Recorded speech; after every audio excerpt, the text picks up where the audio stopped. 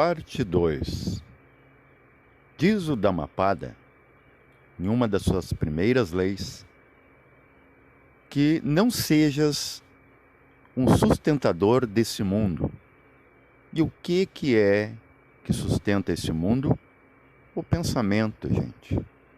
Se você tem muita preocupação dentro de seus pensamentos, você apenas é pensamento.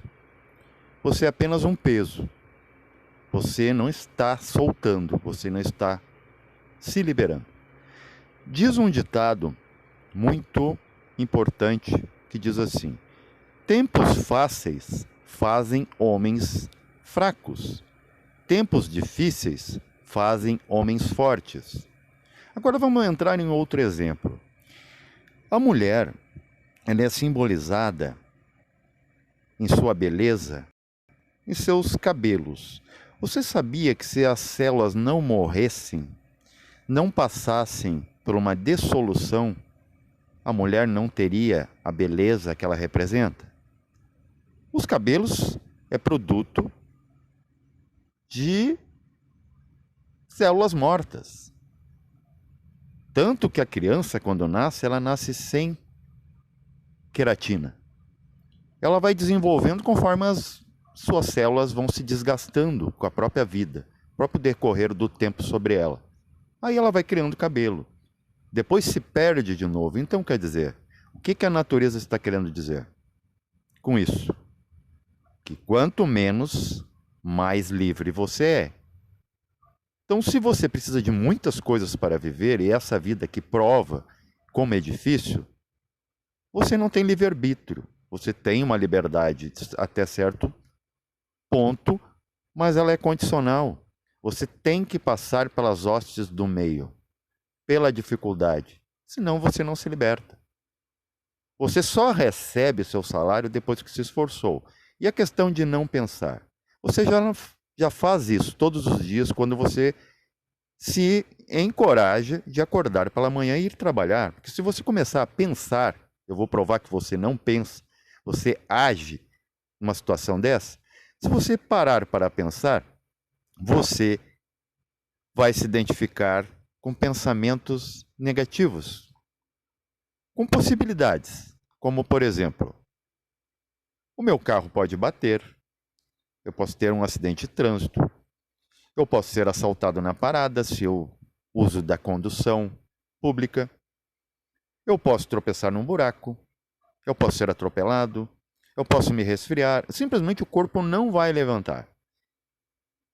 E se você pensasse, você não teria família. Para que se incomodar? O ego ia se proteger. Só que o ego está muito mais preocupado com as sensações imediatas. Há o não pensar negativo e o não pensar positivo. Por exemplo, você ir trabalhar, você está movimentando o sistema, movimentando o mundo no sistema de trocas. Mas também tem aqueles que parecem não pensar nos atos. Quando, por exemplo, ele age com violência. Mas vou dar certeza, em 100%, que quem falou e agiu quando agrediu estava sim responsável de seu pensamento e seu ato.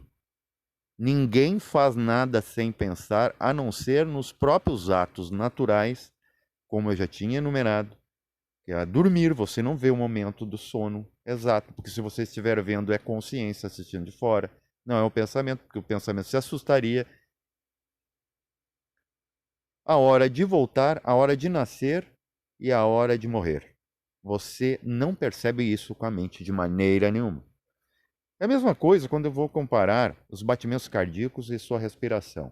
Sempre dentro da escala universal, há um puxar, inalação e exalação. Mas o que acontece entre?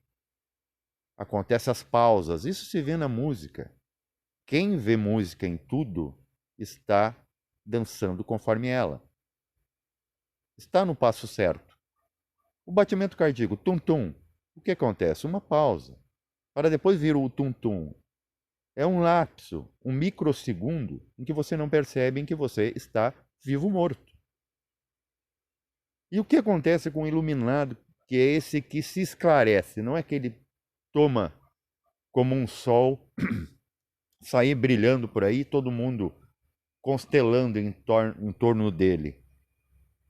O ser dito iluminado, que não é nada mais do que um ser que se esclareceu, um ser resolvido, eu me considero assim. O que ele sente? Eu posso dar como exemplo algo pessoal meu, de como aconteceu o meu despertar.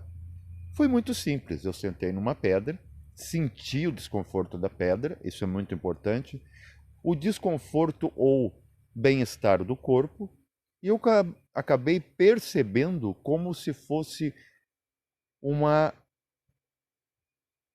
terceira pessoa dentro de mim. E eu comecei a pensar no tempo, o vento, os elementos, e logo me veio: eu estou despedaçando. Bem assim. Não era uma crítica, era algo assim, tudo bem.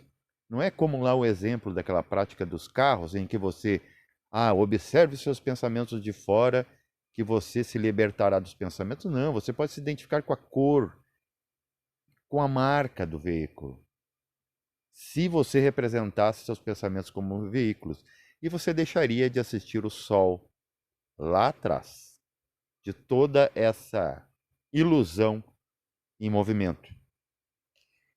Então, voltando para meu estado, o meu status quo de consciência, em que eu percebi que eu estava realizado, sem nenhuma dúvida, e também nenhuma pergunta, mas também nenhuma certeza, simplesmente estava, eu comecei a me lembrar dos eventos que o tempo proporcionou no meu corpo. Aí a gente começa a lembrar da perda dentária, da perda capilar, as coisas simplesmente te abandonando. Para quê? Para que você fique uma consciência só, uma partícula ciente. E aquilo não me trazia sofrimento, de eu ver que eu estou me indo. Isso, por outro lado, me deu paz. É como temos na sociedade agora uma filosofia chamada minimalismo. Quanto menos você tiver, mais espaço há para você. E se você não esbarra nas coisas, você aí tem a dita da paz. Paz reverencial a todos.